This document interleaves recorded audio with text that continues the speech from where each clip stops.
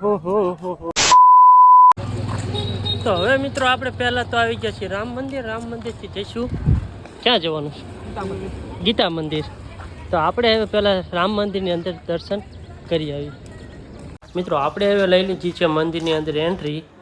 તો હવે આપણે જઈશું અંદર ભગવાન શ્રી રામના દર્શન કરવા માટે, અને પછી તમને બતાવીશ અહીંનું લોકેશન કે કેવું છે.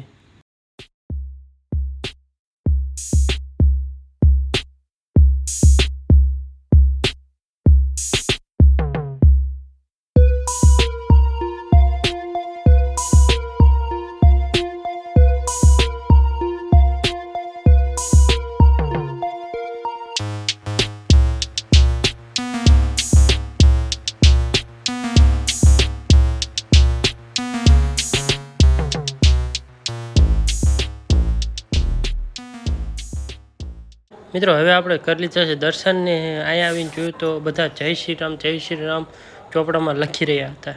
જે કોઈને આ પક્ષીનું નામ ખબર હોય તો કોમેન્ટમાં જણાવી દેજો.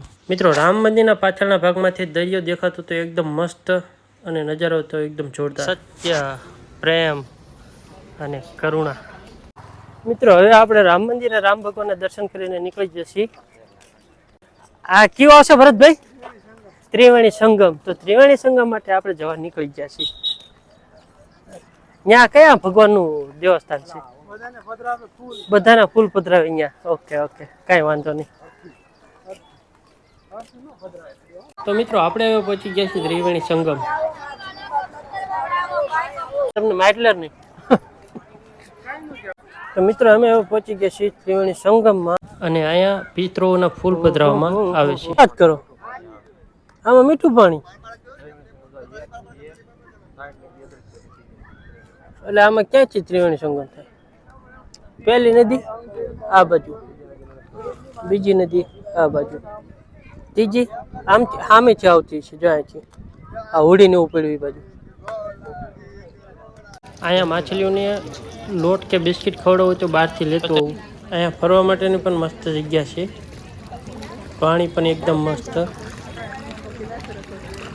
પછી કબૂતરાને દાણા નાખવા હોય તો પણ આ જગ્યા છે. બહાર વસ્તુ લેવી હોય તો બહુ મસ્ત શિવલિંગ વગેરે મળી જશે. ગરમ મસાલો પણ ઘણી બધી જાતનો હતો. ગણપતિ દાદા, પોપટ વગેરે બહુ મસ્ત વસ્તુ હતી. હવે આપણે જવાનું છે ગીતા મંદિર તરફ. તો મિત્રો હવે અમે પહોંચી ગયા છીએ ગીતા મંદિર. તો હવે આપણે જઈશું અંદર અને કરાવીશું તમને ભગવાનના દર્શન. ગીતા મંદિર.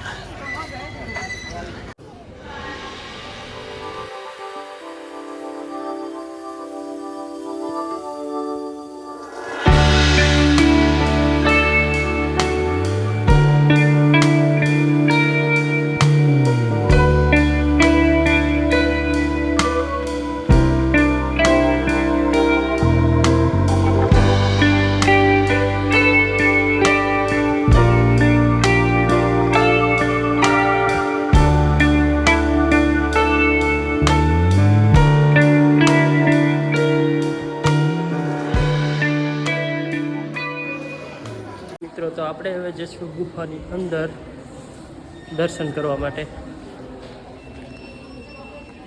નાથ નારાયણ વાસુદેવા. બલદેવજી મંદિરની ગુફા.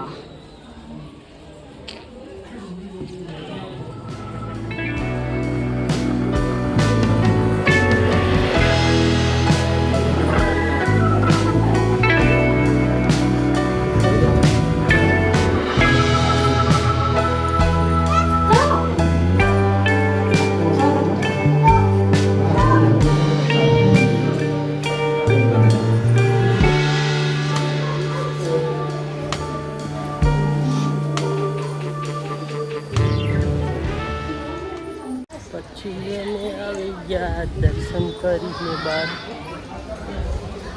તો આ મંદિર છે ભગવાન લક્ષ્મીમાં.